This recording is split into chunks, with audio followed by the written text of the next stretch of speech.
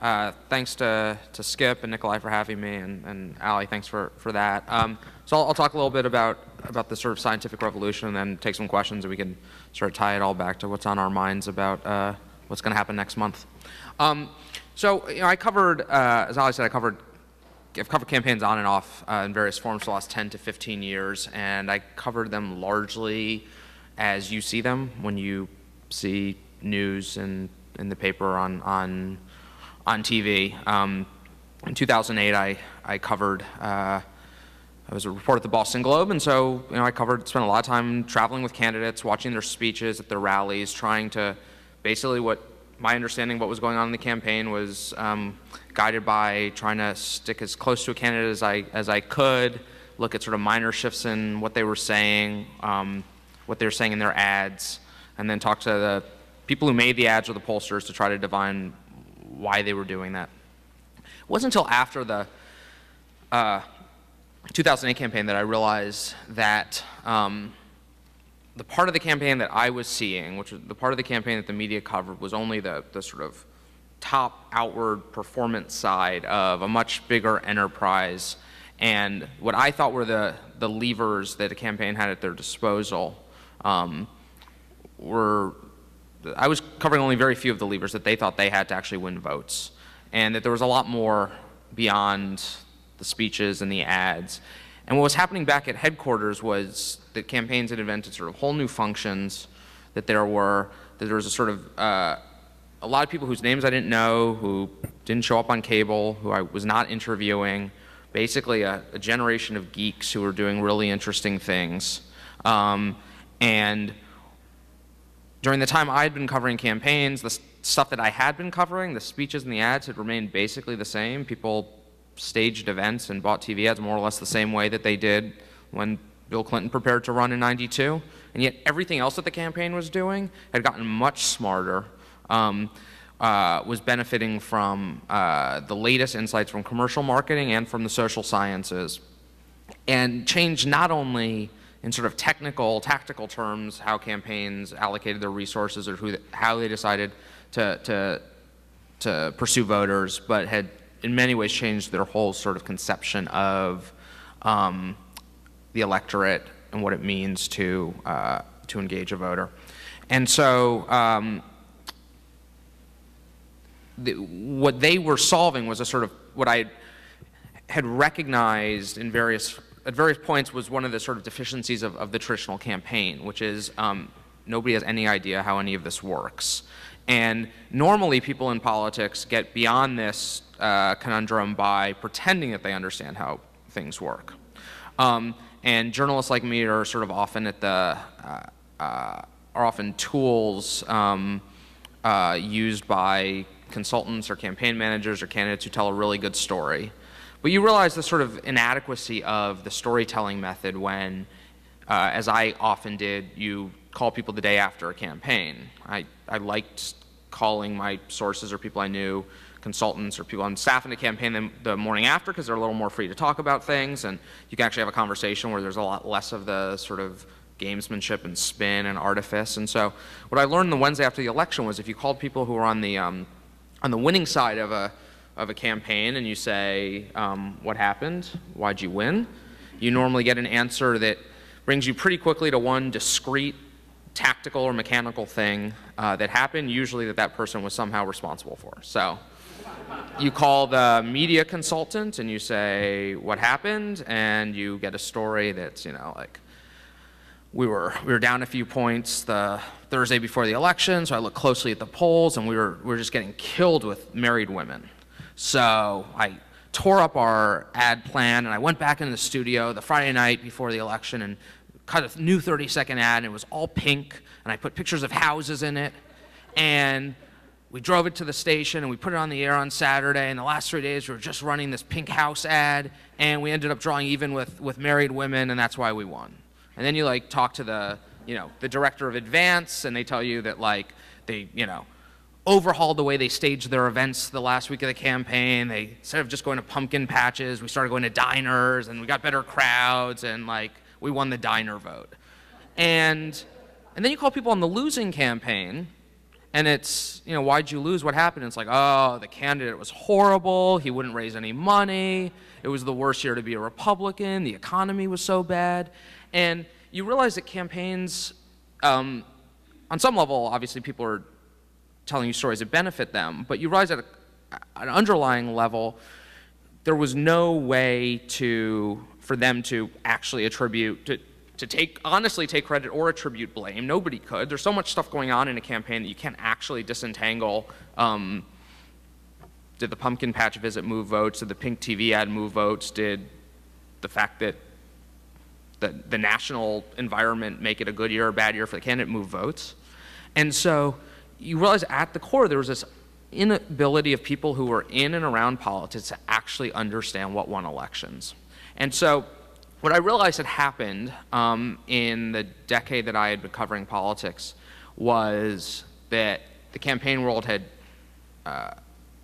sort of benefited from two new innovations that brought some level of empiricism to this question of understanding what works. And so I'll start with the one that I guess as Skip hinted is most familiar to those of you in Little Rock, which is all the new data that has come into politics, thanks in large part to Axiom and companies like it. So I'll sort of explain to you where political data comes from to start. So when you register to vote, you put down your name, your address, your gender, your date of birth, so you have your age. In some states, some places, race and ethnicity. It's not the case here. And then if you register with a party or you vote in your history as a voter, if you vote in primaries, is a pretty good indicator of your partisanship, and all that is information that's on your voter registration record. In the 70s, people started to computerize information about precinct-level voting, which gave a very good, you could just see if somebody was in an overwhelmingly Democratic or Republican precinct based on its voting patterns, and you could start to make some assumptions about what they were likely to be. Then in the 90s, people started overlaying census data. And so there I had information about your block or your neighborhood, about socioeconomic status, household type, race, ethnicity, and I could start to extrapolate a little bit about who you were beyond the sort of political information on the record. The big breakthrough after 2000 was that people in politics realized that these huge databases that had been created by companies like Axiom or InfoUSA that had initially started in most cases producing information for credit ratings, and then it become useful to direct mail marketers or for charities or political entities that wanted to go prospecting for fundraising, for new donors, had lots more information about this that was unique to an individual. They had hundreds of variables on each person. And it became possible to link up the few dozen things I had about you on a voter registration record to the few hundred that Axiom had. And these could be things that came from, a lot of it was stuff that we give away as a matter of course when we fill out a warranty form or a customer service questionnaire or enter a sweepstakes. And so you win you enter a contest to win a cruise, and you answer 10 questions about how often you travel, and do you go on cruises, and when was the last time you did this, and what's your household income, and what education level do you have. Well, that information now lives on in a database, can be bought and resold. There's information on there when you fill out a warranty form for a toaster. All that information gets stored. And then there's those companies like Axiom go out and they acquire information from public sources. So you can go get a list of people who have a hunting license or have applied for a permit to build a pool in their backyard. And then the last source of political information is sort of human intelligence that's gathered by volunteers. And so when somebody calls you during dinner or knocks on your door and says, I just want to ask you a few questions, you plan to vote in the upcoming election, who do you plan to vote for, what issues do you care most about, each of those is one new data point about you that's being collected. And until a few years ago, that tended to be written down on a clipboard, and the clipboard went into a filing cabinet, and the day after the election, the filing cabinet went into a dumpster. Now the clipboard ends up producing information that's going into a database, and it doesn't go away. And so now campaigns have access to over 1,000 data points about each of you, and it could be everything from do you vote in Republican primaries to do you have a pool to did you once say your household income was between $50,000 and $75,000 to did you tell a canvasser for John Kerry in 2004 that the war in Iraq was the most important issue to you. And what campaigns have been able to do is to use statistical models, running algorithms to look for patterns that connect this huge mess of data that they have about each of you with information that they're finding from their polls. And these are not just the sort of normal 500, 800 person polls that we now see every hour that drive us batty depending on what side we're on. But these are much larger samples, thousands of people in a state, so that you have much bigger categories in each of those subgroups. And what the algorithms do is they find out the relative influence that each of those variables has in predicting your political attitudes or behavior. And the endpoint, what we have now, are individual level predictions that campaigns have access to you that assess what they think is the likelihood of you performing a certain political action or voting. I think of these as sort of credit scores for politics. And so the same way that an officer at a financial institution is not going to sign off on a loan or approve a line of credit for you until they have a number that predicts your likelihood of paying that bill off on time, defaulting, running up more than $1,500 in charges in a month.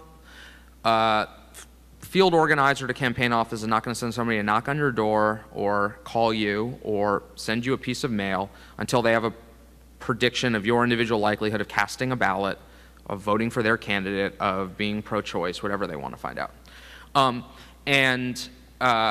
So right now, for each one of you, for every adult in the United States, the Obama campaign, which is more advanced than the Romney campaign, but congressional candidates now do this too, has a individual score. They have a turnout score. This is a percentage likelihood that you will cast a ballot.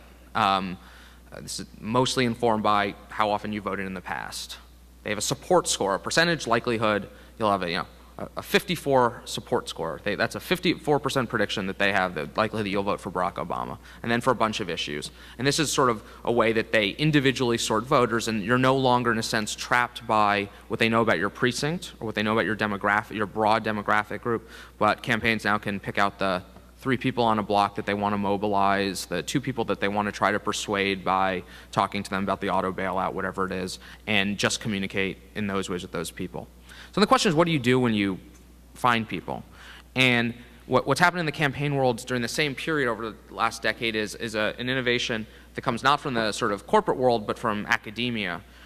In the late 90s, 2 political scientists at Yale went out to the streets of New Haven right before the midterm elections, and they did a field experiment, which was a really radical thing to do in political science, which had lagged behind economics and psychology and some of the other social sciences in using randomized control trials. And they basically designed what amounted to a pharmaceutical trial for politics. And so voters were their guinea pigs. Instead of randomly assigning drugs and placebos, they were randomly assigning doses of political communication and trying to measure what they could do to change people's behavior. And so the way they designed their experiment was they partnered with a local League of Women Voters chapter, and they created a nonpartisan get out the vote drive.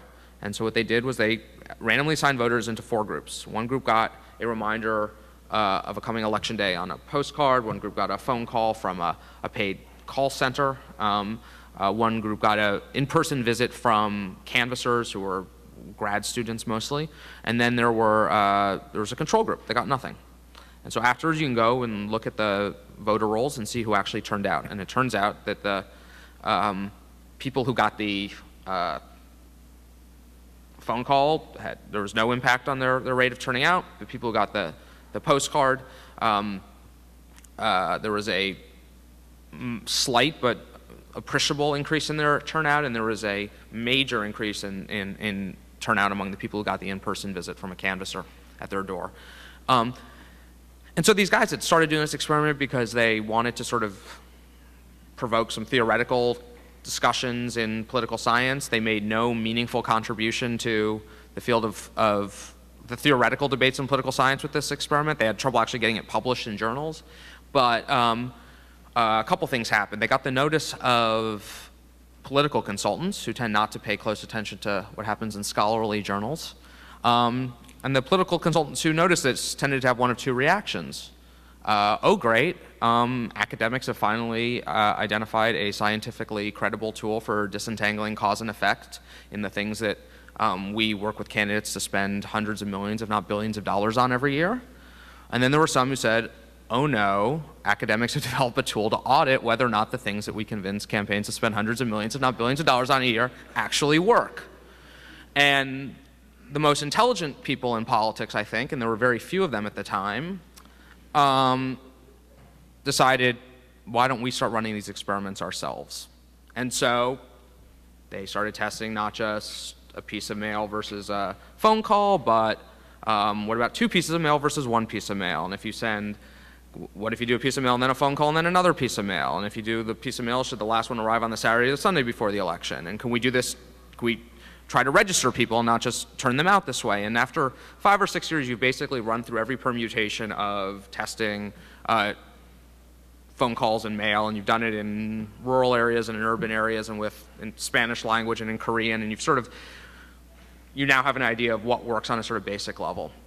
And one of the big breakthroughs in the story I tell takes place when this guy Todd Rogers arrives on the scene. He was a behavioral psychologist, still doing his graduate work at Harvard, and he was familiar with this sort of huge body of work that had been developed in the behavioral sciences that was all about sort of motivating people to do things that, weren't necessarily in their immediate economic interest, and about how human beings made decisions about what they would do and what they wouldn't do. And he thought, why don't we start seeing if this stuff translates to voting? And so he had been volunteering for an Arkansan by the name of Wesley Clark, who you may not remember ran for president for a few months. Todd would drive up from Cambridge, Massachusetts to New Hampshire, and he would, initially was just sort of volunteer, but he would listen to these phone calls that were made for Get Out the Vote, the volunteers were making, or the scripts that they'd have that they'd would be given when they go out to knock on doors. And there was sort of this boilerplate that we're probably all familiar with, and this was especially true for Democrats after 2000, where they looked at a very close election and thought about what if. And there was always language like, turnout was low last time, imagine if everybody who'd been able to vote had voted, don't be part of the, don't be part of the problem, turnout. If 37 million Americans who didn't cast a ballot last year, imagine if they had voted, turnout. And he thought this might be a sort of civically responsible message to tell people about their duty, but it makes voting seem pretty sad. Like, here's this thing that nobody does. You should do it out of some sense of obligation. And he knew that there had been research in the behavioral sciences that sort of showed that you get more out of people if you tell them that something's popular and that the people around them are doing it. And he thought back to this experiment that a psychologist named Bob Cialdini had done. In one, he worked with a hotel to randomly assign different placards that sat on the counter next to the sink in the bathroom. And hotels wanted to get guests to reuse their towels, and because it's in the hotel's interest not to have to pay the cleaning bills at the very least, and less work for housekeepers. And so they often would have, and so we randomly assigned 2 different messages. One was a message that a lot of hotels have been using, that it's a huge ecological problem if it wastes this much water and detergent every time they get washed. Don't be part of this environmental problem. Reuse your towels. And then he randomly assigned half of the people to get one that said, most hotel guests reuse their towels. Reuse your towels. And it turns out that just by giving people a different cue at the moment that they have this kind of cost-free decision to make, that people want to go along with what they think their peers are doing. And so he designed an experiment that they ran in a few different gubernatorial races in 2005 and 2006, where he randomly assigned 2 messages in these Get Out the Vote scripts. It turns out that because of population growth, you can more or less describe any election that's taken place as either having lower rate of turnout or more people voting than any other in history. And so he created 2 scripts, one that basically said some version of turnout in the last Little Rock mayoral election was lower than any other in history. Don't be part of the problem, go out and vote. and one that said more people voted in the last Little Rock mayoral election than any other in history. We expect turnout to be high. Go out and vote. Both were accurate. Both used the same set of underlying facts. It turns out that just by giving people this message, you can get them to vote at a higher rate, several points higher. And what he was onto was an insight that is pretty radical. He was getting people to change their likelihood of voting without mentioning the candidates, without mentioning the issues, without mentioning the parties, without mentioning the stakes of the election. It was all about creating a social dynamic around voting. And almost all of the research we've seen through these experiments has been that you can increase somebody's likelihood of voting, not by talking about the candidates, by talking to them about how they see themselves, how they see themselves fitting in. The most successful experiment ever in terms of that, the best tool we've ever seen for turning non-voters into voters was demonstrated in this election that was run in Michigan in 2006, where a direct mail vendor prepared a number of letters, sent them to voters. One of them said something like, Dear Allie, your history as a voter is a publicly available document on file at the County Board of Elections. Here is your history as a voter. You did vote in the Senate primary last year. You did not vote in the gubernatorial election. You did vote in the school board election. You did not vote in the presidential primary, like for the last 6 or 8 elections. It said, and here are your neighbors' vote histories. And it picked other people from your block and whether or not they had voted in those same elections. And then came the threat. There's another election coming up, and afterwards we'll send everybody an updated set. This increased turnout among the people who received it by 20%. It also got the guy who sent the letter death threats. And both of these facts convinced people running these experiments that they were onto something.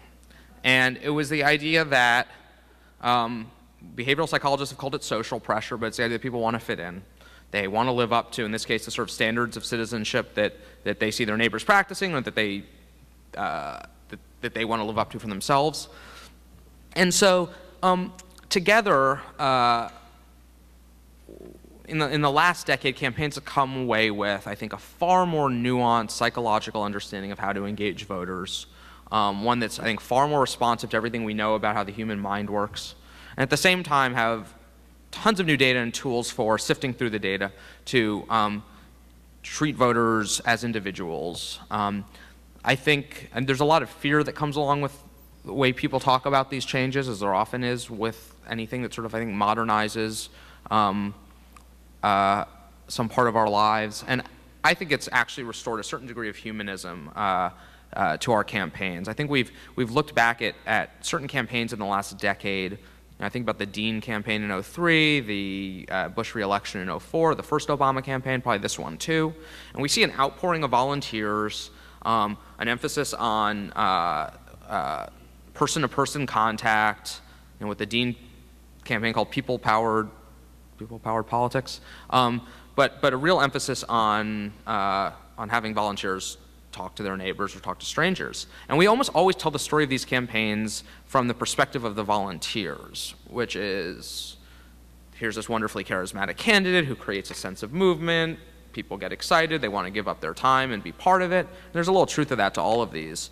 To some degree, I think we should understand what the side of that as seen by the campaigns. In each of those situations, and this is now the way that I think the new culture in which campaigns take place, campaigns are setting up, are enlisting volunteers, are opening the field offices, or training the volunteers and hiring the staff because they can put a price, a value on each of those human interactions. We know from experiments that somebody is more likely to vote if they've gotten visited by a canvasser than they get a phone call. And we know they're more likely to vote if they get a phone call from a volunteer than from a paid call center. People can hear it.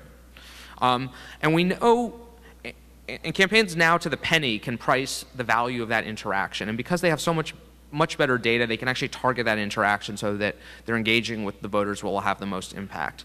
And so what's happened is that all of the science has led campaigns to value something that that 15 years ago they thought of as so terribly old-fashioned in the era of TV, and there's an emphasis on cultivating meaningful person-to-person contact and we're seeing more of it this year than ever. It's not a coincidence that that the Obama campaign has opened more field offices than any other campaign in history. In fact, the 21st century is not about a sort of depersonalizing, dehumanizing of our politics. It's actually been about using the sort of best scientific tools to understand that there are certain types of interactions that only people can have with their peers. So I will, I think there are going to be microphones that go around, and I'll take questions. Yeah, we'll take questions, and we can get into the 2012 campaign if you want to. Okay. As I was hearing this, I was thinking, what about the things that get posted on social media, like any of the Facebook posts about their political affiliations or their comments about things? Have those been rich, I don't know, minefields that have been used so far, or is that something that they're trying to work through and that will be used in the future? That's a great question. So far, social media has been kind of limited as a tool for traditional political interaction because, particularly Facebook, which has the obviously most engaged users and the sort of richest data on it, or members, I guess they call them, because it's so friendly there, has wanted to be the intermediary of that information. And so they don't basically open up user data that so that campaigns can match it to everything else they know about you. And the cost of, and so if you want to, just from a sort of advertising, so obviously campaigns spend a lot of time creating content that'll move around on social media that their supporters will disseminate to their friends, and that's obviously a huge occupation, but you can't control that. I mean, the whole nature of something, going viral is that you create something that you hope people will do the work of distributing for you. Doing actually sort of controlled advertising, targeted advertising there has been really limited it's good for fundraising and it's good for volunteer engagement. It's really bad for persuasion or mobilization because the way you buy ads on Facebook, and this is changing slightly now, but is you can target geographically and by age and I think gender, and then you could target people who like something. But you're not going to, like Mitt Romney is not going to buy ads, persuasion ads targeted at people who already like Mitt Romney. Why would you? And my guess is you wouldn't spend a lot of time trying to run GOTV reminders to people who like Mitt Romney because they're probably the types of people who are already planning to vote for you. And so, and the cost of sort of mistargeting either of those is very high. So the cost of Romney buying ads that inadvertently remind Democrats that it's election day that's probably bad news. And the cost of running a sort of sharp persuasion message at Mitt Romney saying, vote for me, I'll appoint justices who are going to overturn Roe v. Wade, there's a huge value at inadvertently showing one of those ads to somebody who already is a soft supporter of yours but happens to be pro-choice, right? And so then you have a backlash effect and you actually just lost 2 votes because you lost a vote of your own and you created one for Barack Obama. And so campaigns have been very wary of buying ads on social media because they don't know who you are on the other side. I don't know at what point Facebook is willing to deal with either with losing that control and dealing with whatever pushback they would get from their users or members by opening it up, but it has made it a sort of limited place to do real political advertising. Let me ask a question before Yeah. we get the infamous first debate. Yeah. The Pew poll has come out that said that not only has Romney taken the lead, but the 18-point gender gap just went away. Do you believe that? What do you think? And what are campaigns doing right now, both Romney and Obama, for the last 28 days? Sure. So I don't know enough. I mean, I'll wait for a few days to see more polls to, I mean, I'd always be suspicious of concluding too much from one poll or another. I think we've seen enough polls that show some debate movement towards Romney. My guess, an 18-point or a net point, it was more than that. It was a net shift, more than that. It seems like either the lead was inflated on one end or probably tracked too much movement. But I think there are still a small number of voters that are persuadable. So the term undecided in polls, So campaigns have much better polling data than what you see. This is one of the problems I think media coverage, one of the reasons media coverage is really bad is that what happened in 1992, the New York Times or Pew or whoever will go out and do a poll, and it would be methodologically almost the exact same as what James Carville was looking at inside the war room to make strategic decisions. You called 800 people, you randomly called 800 people, you asked a bunch of questions to sort out people who were likely to vote or not. You know, campaigns might have done more of them, might have done them in a more continuous way, but it was the same type of thing that you as somebody who's reading the paper were seeing from public polls or media or academic institutions. Now campaigns have a totally different methodology. So they start with a set of assumptions about who they think is likely to vote. And then they just call those people instead of randomly calling people and asking you to tell me if you're likely to vote.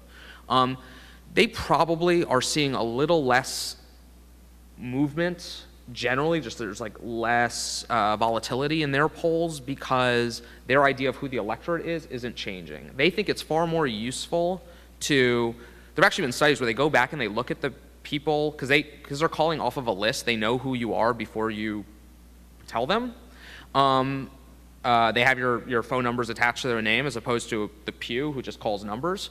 And so they can go back and see how many people who said that they were likely to vote or extremely likely to vote, unlikely to vote actually voted. And one study in after 2008 that actually Stan Greenberg's firm did, they went back and they found that 54% of the people who had told them that they were unlikely to vote and got kicked off the call had actually gone out and voted anyway. And so they're making an assumption about who they want to talk to based on if you voted in the past. They think that's a far better predictor of your future behavior and some other demographic attributes. And so my guess is they're seeing fewer swings because one of the things, at least anecdotally, we believe is that to some degree the composition of poll samples gets shifted by short-term enthusiasms. So if you are a Democrat and you generally like Barack Obama, you haven't changed your mind, but you got kind of disgusted after, as you hear a lot of liberals have been saying, like, I was really disappointed, I don't think he gave a good debate performance, and you get called by a pollster the next day, you might be a little less enthusiastic about spending 20 minutes on the phone with somebody from Pew to talk about Barack Obama.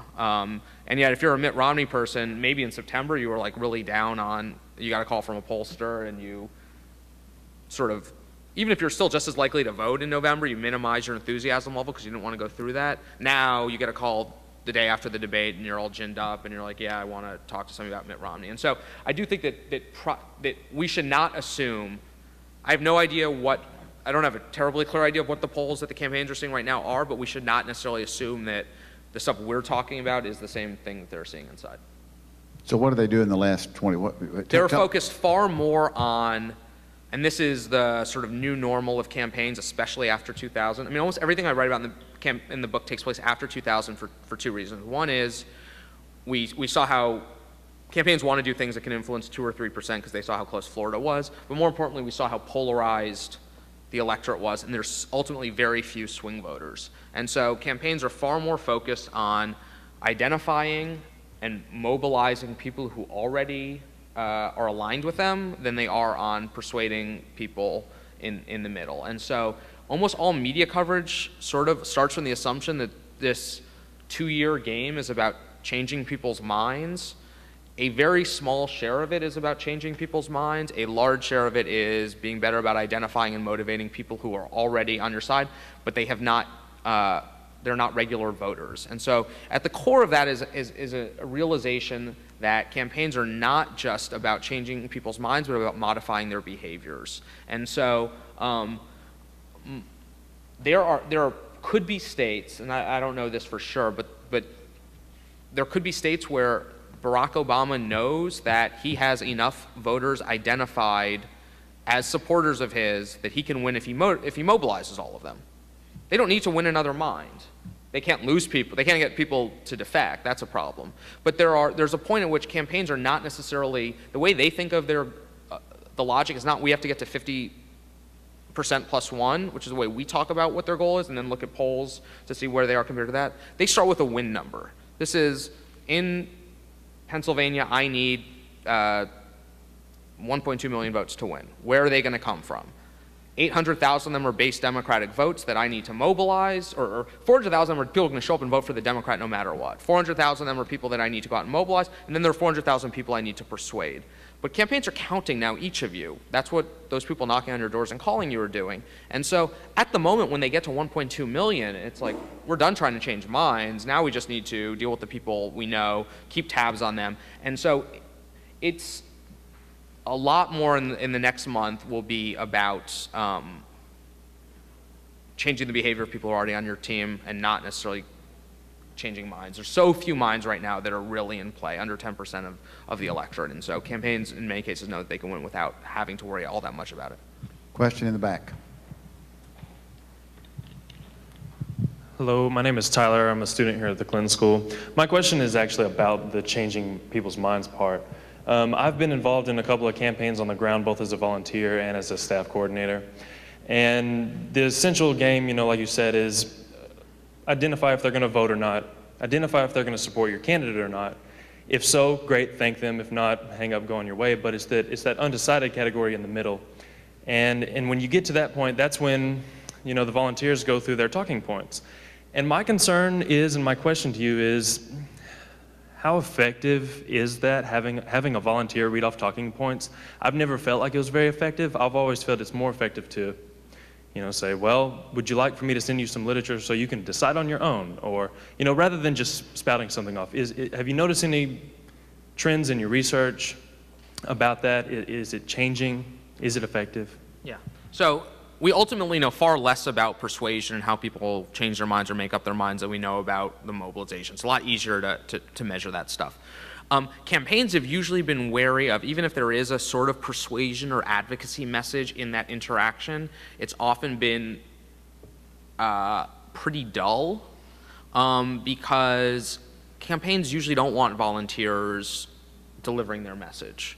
Campaigns spend a lot of money researching in polls and focus groups, you know, every last piece of an ad or every last piece of a direct mailer.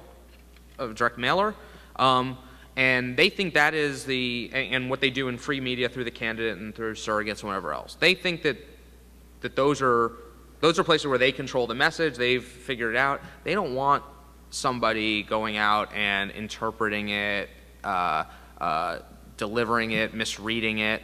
So, and there's actually, campaigns often don't do real persuasion with volunteers because the great thing about having volunteers go and talk to people that you think are likely to support your candidate and ID them is that they're talking to people who are likely to share their opinions and not hate to see them. People who are undecided, like properly undecided on October 9th, are often people like who hate politics, who are sick of the campaign, and the last thing you want is a really enthusiastic volunteer knocking on the door of somebody who like is really resentful towards this whole process and trying to have a meaningful conversation with them. And frankly, the more enthusiastic a volunteer is, the worse they probably are because they think they should tell you their story of how why they're supporting Barack Obama. And you know, I was sitting in a Newt Gingrich campaign office before the election in the primary in Florida. I was in Orlando, and Newt's campaign was a total mess, which made it just like a lot of fun to like hang out. Which first of all, they let me just sit there and like watch people make phone calls, which most campaigns know better than. And there was some guy who he was retired. He was I forget what he did. Really intelligent guy, but like you could see why he was a Newt supporter. And there was a script, but he sort of took license whenever he got somebody who was not a Newt supporter to tell them about like. You know, you should vote for Newt. He's the best educated candidate. Has an amazing education. Like he's really smart. You know, these other guys are idiots. I mean, it was just like it was so ridiculously off. I don't know what the Newt message was, but whatever it was not. Shouldn't have been that. And yet, like this guy was really enthusiastic. He sat there all day and made calls. He really wanted to spread the gospel of Newt Gingrich. But like what he thought was the best message was not what the campaign should have wanted to put forward. And so campaigns don't want that interaction. And so you end up having if you go through the scripts and somebody says they don't support you don't want to end the interaction there. But then usually the things you tell a canvasser or a caller to read are pretty banal. And so when, you know, things aren't going to offend anybody and aren't going to provoke a fight. And so, which tends not to be good messaging because it's in no way different than what you'd hear in a blathery TV ad. So if the script ends with Mitt Romney has a plan to create jobs for America and restore, you know, America's promise, like, okay, great, you delivered a message, but it's not that interesting a persuasion message. In direct mail, you could say, okay, this person is a gun owner who, you know, likely has an account at a brokerage, you know, a brokerage account, and, you know, lives in a rural area, so I'm going to send him some piece of informed, targeted persuasion that engages him on something that or her on something that the person cares about. And so that is, I mean, the Obama campaign is doing a lot of experiments with persuasion. That is still a sort of frontier that campaigns are not ready to do, because I think they need to have far more certainty that they're putting a volunteer in position for a constructive interaction and not going to create a fight or potential backlash or you know, nobody sees any value to be. So still, campaigns want to be in full control of that interaction. Question? Yes, sir, right here. He's come with a mic. Thank you for mentioning Florida and polarized voters in 2000. So let's go back to 2000. New Hampshire, their Ralph Nader Mounts of Serious campaign picks off a lot of votes from the University of New Hampshire area. So here's my question. What's happened to third-party voters, and how does the scientific campaigning address the, quote, problem or the advantage of the third-party candidate? I mean, so, a well-funded third-party candidate could use all the data and targeting and modeling capacity that we have to put together a coalition. I mean, it sort of depends on the reach of the candidate, but